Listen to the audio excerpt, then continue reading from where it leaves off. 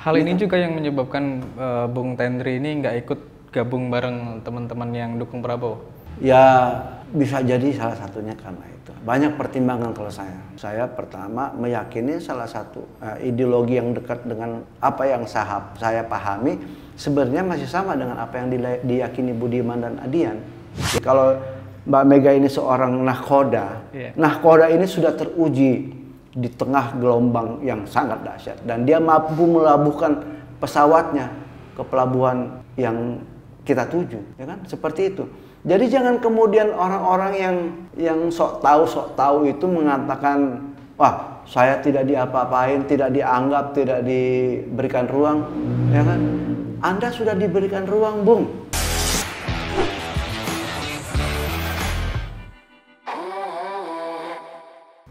Strategis tidaknya itu kan juga kita lihat dari kemampuan berbicara, kemampuan untuk merumuskan agenda-agenda yang memang tadi bersifat strategis, ya kan?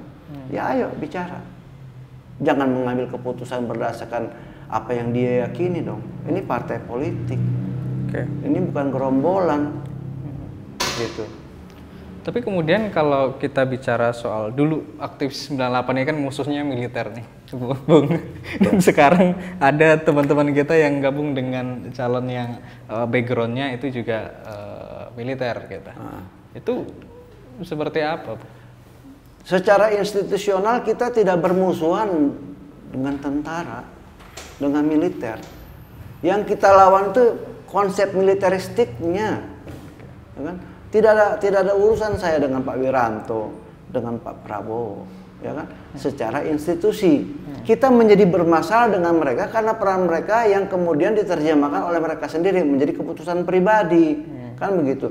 Belum ada kok bukti yang mengatakan bahwa ini perintah Soeharto untuk ngilangin kita, kan ngaku-ngakunya doang. Saya diperintahkan oleh Pak Harto untuk menghilangkan nyawa manusia, kan belum pernah diuji di pengadilan. Artinya saya menganggap masih keputusan pribadi pada saat itu untuk menghilangkan nyawa teman-teman. Karena saya suatu saat karena saya aktif di LBHN, suatu malam LBHN itu diserbu, ya kan? Dan beberapa hari kemudian terjadilah penangkapan dan di situ saya baru tahu bahwa banyak teman-teman yang hilang. Kebetulan karena pimpinan LBHN itu adalah Desmond C. Mahesa, almarhum ya. Saya kemudian ditemani oleh teman PRD namanya Anto. Saya kemudian mengadvokasi, mencari tahu dan kemudian melaporkan kondisi ini ke Bareskrim Polri. Saya ditolak oleh Bareskrim, saya diminta untuk kembali melaporkan ini ke titik yang diyakini di mana Desmond diculik. Dibolak-balik seperti itu. Ya, saya mau mengatakan bahwa pada saat itu kita juga tidak tahu institusi resmi mana yang menangkap, menculik kawan-kawan ini. Kan kita banyak tahu kan teman-teman kita hilang dan sampai sekarang masih banyak yang belum kembali. Kalau berangkat dari situ rasa-rasanya masih ada persoalan. Kecuali persoalan ini sudah selesai, sudah dibuat peradilannya, ya kan, ada keputusan hukumnya gitu. Atau setidaknya ada badan besar atau institusi besar yang kita lahirkan bersama dalam pengambilan keputusan politik di tingkat nasional seperti Badan Rekonsiliasi atau Tim Rekonsiliasi Nasional, agar kita tahu persis duduk perkara yang sebenarnya apa. Hal ini juga yang menyebabkan Bung Tendri ini nggak ikut gabung bareng teman-teman yang dukung Prabowo. Ya bisa jadi salah satunya karena itu. Banyak pertimbangan kalau saya. Saya pertama meyakini salah satu ideologi yang dekat dengan apa yang saya pahami sebenarnya masih sama dengan apa yang diyakini Budiman dan Adian ataupun dengan Noel. Cuma Noel kan Noel bilang, oh ini bagian daripada upaya kita untuk mempengaruhi kekuasaan atau penyusupan politik pasal Noel. Ya sah saja gitu loh. Itu pilihan mereka juga. Tapi saya kok masih percaya dengan ideologi yang berada dalam suatu partai yang saya yakini itu. Meskipun Bung Tendri nggak jadi apa-apa di situ. Nggak jadi apa-apa, nggak persoalan buat saya. Karena saya juga tidak menggantungkan hidup saya dari partai kok. Saya punya kegiatan profesional. Saya di luar keahlian hukum, saya bisa nge-DJ. Saya profesional di dunia disc jockey. Terganggu pun saya dengan urusan hukum, artinya saya tidak bisa beracara atau nggak punya klien lah. Saya bisa belok sedikit ke dunia gemerlap gitu kan. Tapi maklum karena sudah tua, stamina udah nggak kuat, jadi saya lupakan juga barang itu. Tapi Bung, ini kan kalau menurut kacamata beberapa pengamat juga, 2024 salah satu momentum. Apalagi bagi kawan-kawan aktivis 98. Makanya kemudian banyak tokoh-tokoh aktivis 98 itu masuk ke dalam beberapa calon dan memang terlibat aktif di sana begitu. Kalau menurut pandangan Bung Tendri, meskipun nggak jadi apa-apa di PDIP, tapi tetap dalam porsi teguh di sana gitu. Ya di partai itu kan ada orang yang punya kesadaran baik kepada dirinya sendiri maupun kesadaran untuk bangsanya, untuk tetap menjaga ideologi yang dia yakini. Karena saya seorang Soekarnois, saya akan menjaga ideologi PD Perjuangannya, yaitu ideologi yang diajarkan oleh Bung Karno, ya kan? Itu aja saya yakini. Kalau urusan kekuasaan itu kan urusan penugasan. Itulah yang kemudian Ibu Mega selalu mengatakan petugas partai gitu loh. Karena orang yang paham akan ideologi, dia akan tahu bagaimana partai menunjuknya sebagai petugas. Karena ideologi itu juga harus dijalankan oleh petugas yang ngerti ideologi, kan begitu. Apalagi kalau kita meyakini bahwa Pancasila itu adalah ideologi yang bekerja gitu loh. Working ideology. Nah, kalau dia working ideology, harus ada orang yang menggerakkan ideologi itu agar dia bekerja. Dia bekerja itu bisa lewat karena penguasaan atas parlemen, penguasaan atas eksekutif, bahwa di akhirnya nanti ideologi ini bisa kemudian dipakai untuk mensejahterakan rakyatnya, kan begitu. Tapi banyak yang bilang juga ketika hari ini PDI menjadi istilahnya partai pemenang pemilu, ya, partai penguasa, ya itu kondisinya ya begini-begini saja, Bung. Begini loh. Kita mau bicara pakai teori kiri apa teori setengah-setengah nih, ya kan? Kenapa kemudian Indonesia sampai hari ini, walaupun kemudian PDI Perjuangan itu udah ruling party, tapi kan kalau kita lihat secara persentase kan kemenangannya cuma 20%, sementara di pihak yang lain ada 80%. Yang tidak sama dengan bangunan ideologinya PDI Perjuangan. Jangankan PDI ketambahan lah partai yang lain. Kalau penguasaan parlemennya di luar PDI Perjuangan ada 70-80% yang menguasai. Jadi gak undang-undang yang digagas oleh PDI Perjuangan? Tidak akan jadi. Maka kemudian kalau ideologinya itu mau berjalan sesuai dengan kehendak rakyat banyak, yang menang kan partai yang kemudian punya cita-cita kerakyatan yang benar gitu loh. Dari situlah kemudian legislator menghasilkan undang-undang yang baik, eksekutifnya juga menghadirkan kebijakan-kebijakan yang baik. Kalau cuma 20% disuruh bertempur yang dengan 80% kan nggak bisa juga. Maka kemudian sebagai partai yang mengusung bahwa dia adalah partai pelopor, dia harus memenangkan dulu pertarungan untuk legislatif. Ketika legislatif direbut dan kemudian eksekutif direbut, ini berjalan semuanya. Seperti di masa lalu, partai tunggal ada. Ya kan? Kebijakan presiden ada, kebijakan DPR-nya ada, dan DPR-nya pun dikontrol oleh eksekutif, maka jalan semua agendanya. Karena ada partai tunggal. Kita kan nggak ada partai tunggal. Kalau hendak dikatakan mayoritas tunggal ya, akan lain ceritanya. PDI Perjuangan meskipun dia adalah the ruling party quote and quote sebenarnya. Ya kan? Hadir dalam kerjasama politik, tapi di dalam kerjasama politik atau yang kita istilahkan koalisi, memang PDI Perjuangan dominan. Ya kan? Tapi kan nggak begitu keputusannya. Ya, karena kenapa saya bilang begitu, karena salah satu bagian dari isu kenapa kemudian ada beberapa kawan-kawan yang keluar dari PDIP memilih dukung ke calon lain karena ada arogansinya dari PDI Perjuangan begitu.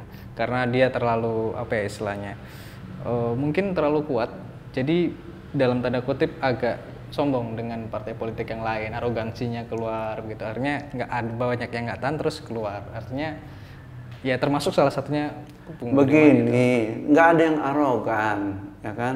PDI Perjuangan tadi kan sudah dikatakan the ruling party, ya quote and quote ya. Sekarang gini, kalau ada kerjasama politik, yang satu 30%, yang satu 20% deh, yang satu 8%. Jangan, kalaupun kamu memberikan pengaruh, ya kan, harus mengimbangi juga dengan capaianmu. Masa yang 8% mau mendominasi yang 20% kan nggak make sense juga dong, ya kan? Ya. Tawaran-tawaran itu kan dipertimbangkan dan dimusyawarahkan. Kalau nggak suka, ya jangan kemudian apa istilahnya mutung gitu kan, kabur, ya, ninggalin, ya kan? Seolah-olah tidak ada lagi yang bisa dibicarakan. Nah, ini kan meski tidak di ruang parlemen, tapi proses musyawarahnya itu dibicarakan dong. Kita belum bicara secara baik-baik, ya kan? Umpamanya datang PAN, kan diterima PAN itu oleh PDI Perjuangan. Sebagaimana diterimanya Perindo, diterimanya Hanura, diterimanya P3. Mereka ini yang partai-partai kecil itu, Perindo, Hanura, dan P3, mereka sadar baju mereka tuh ya cocok, nggak bisa dipaksain juga ke PDI Perjuangan, ntar mereka kegombrongan juga, ya kan? Kalau mereka mau pakein baju mereka ke PDI Perjuangan, kagak cocok juga. Slim fit bukan, apa bukan, ya kan? Ketat akhirnya nggak karu-karuan. Nah, ini kan kita bicara soal kesesuaian.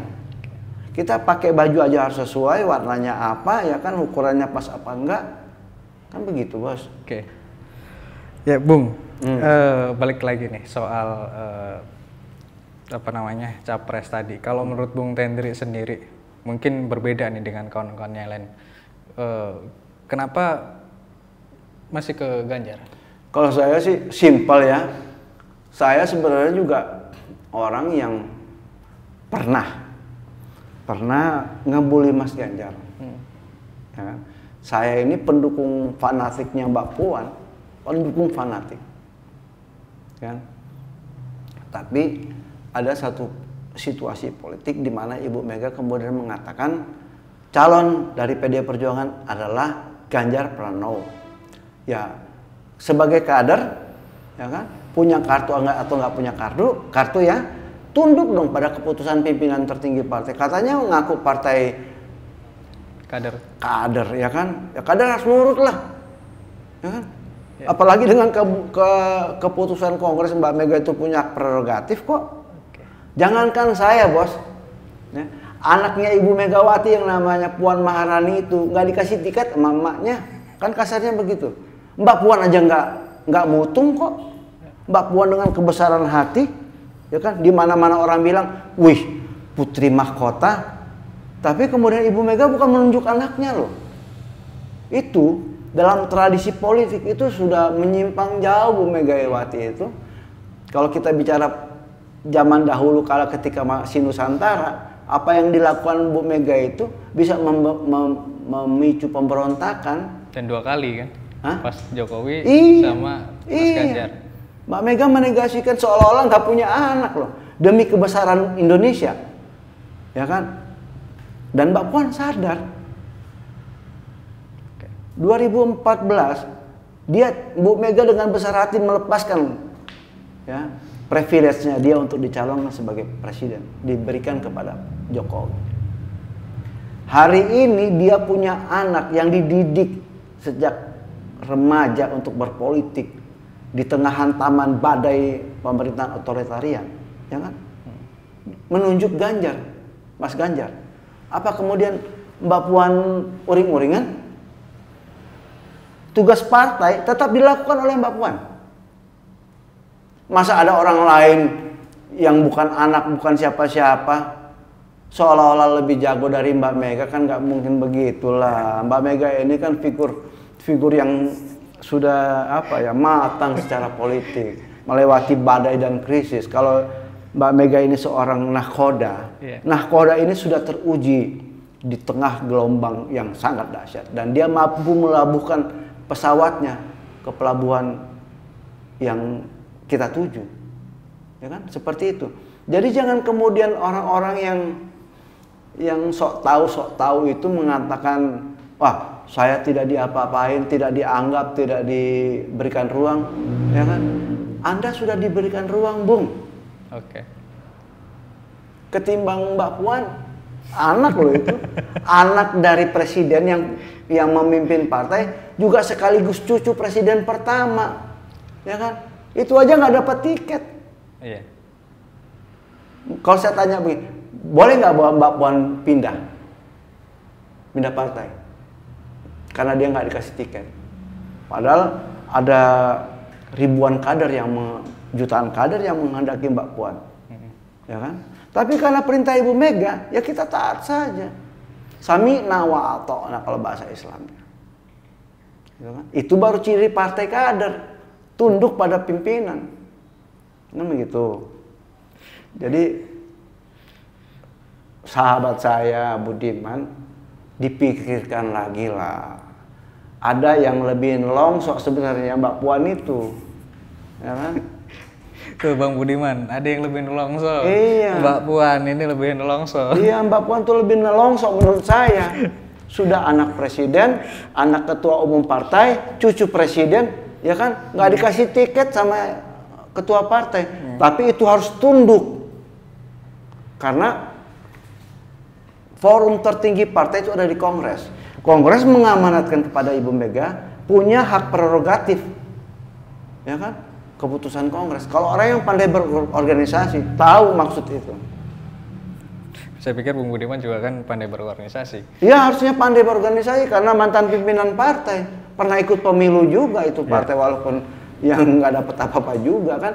Waktu pimpin Partai Rakyat Demokratik, Budiman itu ketua umum partai yang bertarung dalam sistem terbuka, kan nggak mendapat apa-apa.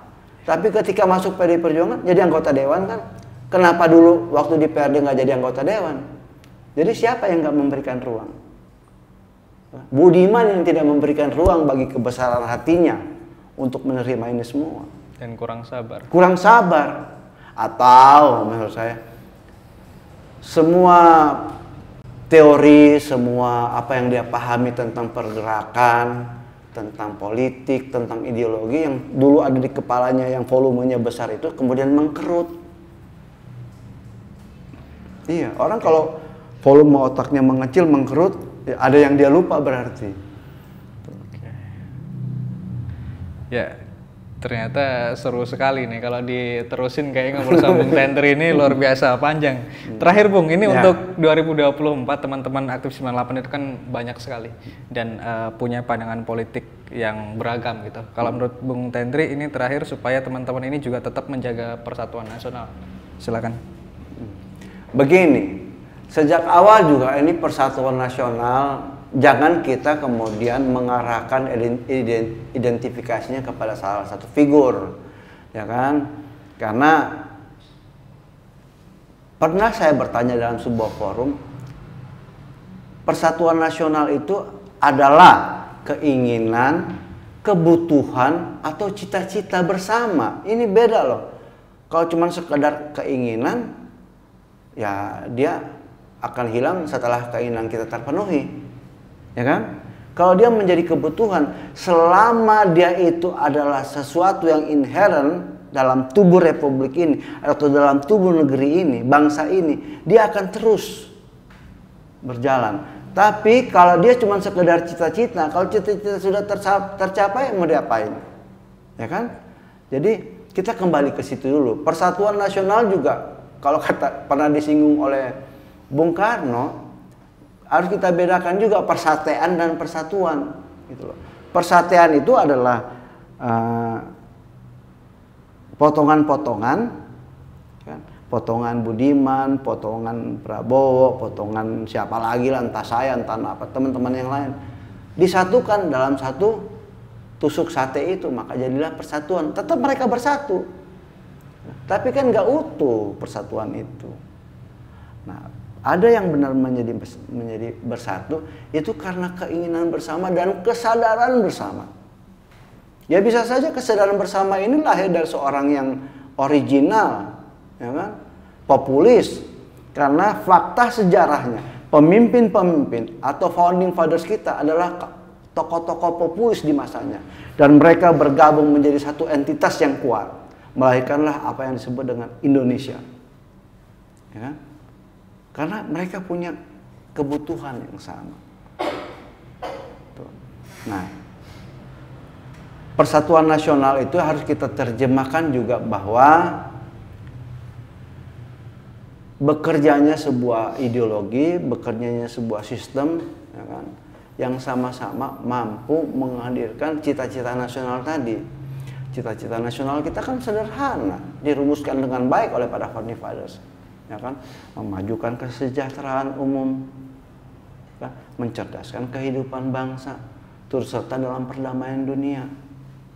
Ya, seorang Ganjar atau seorang Anies nggak perlu banyak mengerti tentang geopolitik, karena sudah diamanatkan dalam pembukaan Undang-Undang Dasar itu, turut serta menjaga ketertiban dunia dan kebijakan politik luar negeri kita itu, ya kan, kita nggak punya blok, kita non blok dan kita bebas aktif, ya kan, kita hanya cukup memahami bahwa memang ada pertarungan global yang berdasarkan pada letak geografis. Tapi bukan kita harus kemudian hidup di situ untuk menegakkan, oh kita harus siap-siap berperang loh. Bangsa kita kan nggak punya konsep perang dengan bangsa luar, ya kan? Soekarno bilang, ya kan, internasionalisme kita tuh dia harus hidup dalam nasionalisme yang kuat, gitu loh. Menurut saya, ya kan? Saya ini sejak muda pengagum Soekarno, makanya saya itu masuk PD Perjuangan. Masa mahasiswa saya gabung dengan GMNI. Nah, itu sudah cukup buat saya. Tanpa berpartai pun, saya sudah Soekarnois. Lebih kuat lagi ketika masuk partai. Dan saya akan menjaga partai yang tetap memegang teguh ajaran Soekarno. Apalagi kalau anak dan cucunya gitu loh. Orang ideologinya saja saya jaga dan saya perjuangkan, apalagi anak cucunya, kan begitu.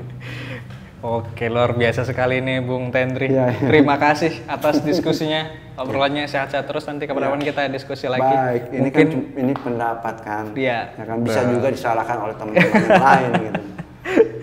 Ya nggak apa-apa, ini ruang demokrasi yang ya, terbuka. Sekali lagi terima kasih Bung Tendri. Baik, sampai jumpa lagi. Siap. Nanti kita ngapi-ngapi lagi. Siap, oke. Baik, pemirsa Setia Pos, nantikan diskusi kita selanjutnya dengan Bung Tendri atau dengan topik-topik yang lain. Jangan lupa like, komen, dan subscribe. Terima kasih, sampai jumpa.